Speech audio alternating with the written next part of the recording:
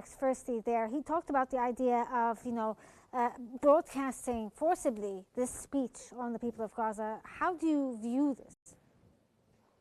Well, he rambled indeed, Rehan, and this very poor spectacle that we have seen just shows how despicably pathetic Israel has become and how the world actually views it. Netanyahu walked into that hall, and about more than two-thirds of the delegations in this assembly walked out of the room in protest of the mere presence of this man who walked into this room with the sleeves of his arms drenched in the blood of tens of thousands of Palestinian civilians, and this is not an understatement. Probably there are even way more than that. This man went over there and he had like 12 people cheering for him in the empty hall, which shows how despicable they are, how they are trying to distort reality. The speech itself and the theatrics of the speech and the applause in the hall is a testament of the lying ways and the dishonesty and the convoluted ways of this vile entity and this criminal prime minister of this country, how they are trying to project as if that they are gaining the acclamation of the world, while actually the hall is empty and no one is there and everyone abhors what he has to say, so no one even wants to listen to him. So this is actually what there's great symbolism of this speech that exposes how isolated Israel has really become. He even brought that up. He said that basically the whole world is against them. Exactly, but at the same time, he wants to create the illusion that everyone loves us. So he is sick in the mind, or he's become a really, really bad liar at this point, because they are going unprofessional rather with their lying ways, because they had excessively lied for the past 2 years, or rather for the past 76 years.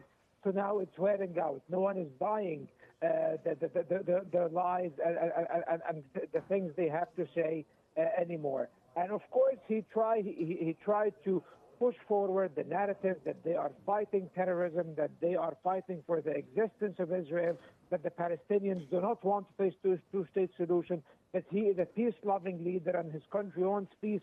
All of these are mere lies. But at the same time, sir, I'm sorry if I cut you off there, but also a little later on in the speech, he talked about the Knesset and how most of the Knesset disagreed against the two-state solution. So he basically, went against what he was saying, that they're peace-loving and they want a peaceful solution.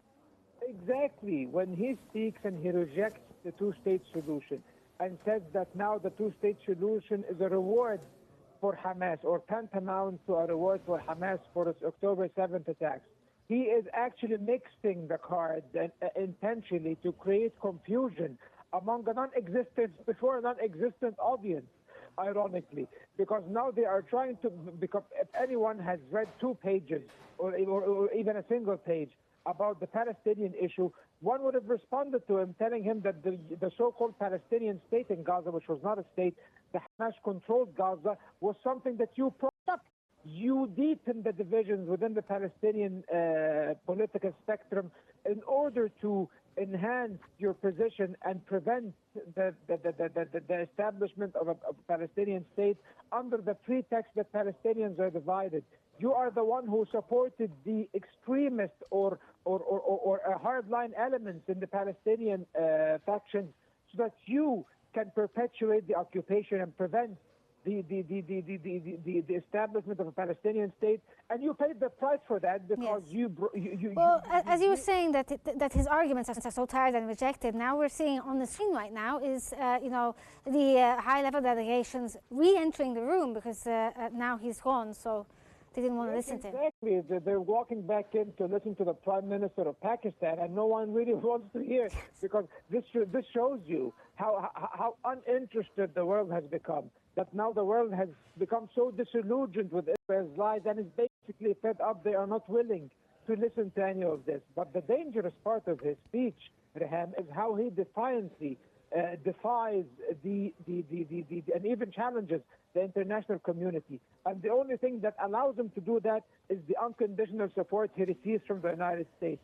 I have very genuine concerns right now with regards to the U.S. stance, because the U.S. has pledged to the Arab states and the Islamic states, to Muslim and Arab leaders.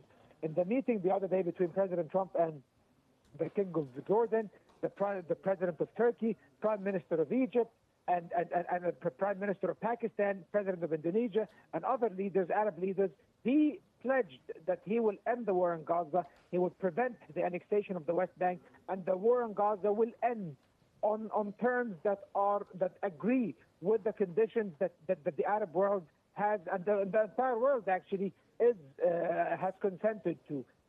My fear is that now when Netanyahu meets Trump in a few days, on Monday, it is reported, in a very few days, maybe he will actually leave the lasting impression on Trump once again, and we will find the Americans backing off their stance and continuing their unconditional support for Israel.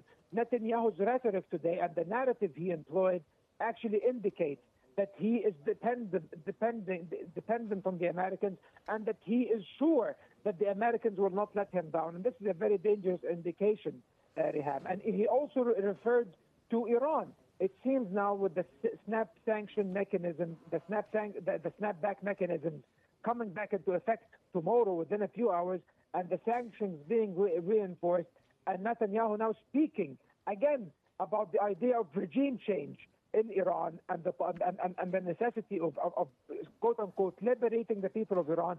This indicates that the Israelis might actually be pushing for another war with Iran within the next few weeks, and this is a very dangerous precedent that will escalate tensions once more in the region and can cause a wider regional war. So this man has become a rogue. This country even has become a rogue state. They are acting in a very reprehensible way that is jeopardizing regional stability and, dare I say, even international security and stability. So the world needs to take a stand, and now the countries that recognize Palestine and that walked out of this hall in order not to hear the utter nonsense this man has to say, need to reimpose or impose actually sanctions on Israel and isolate this country entirely and ostracize it from the international economy so that it would back down and stop its genocidal spree.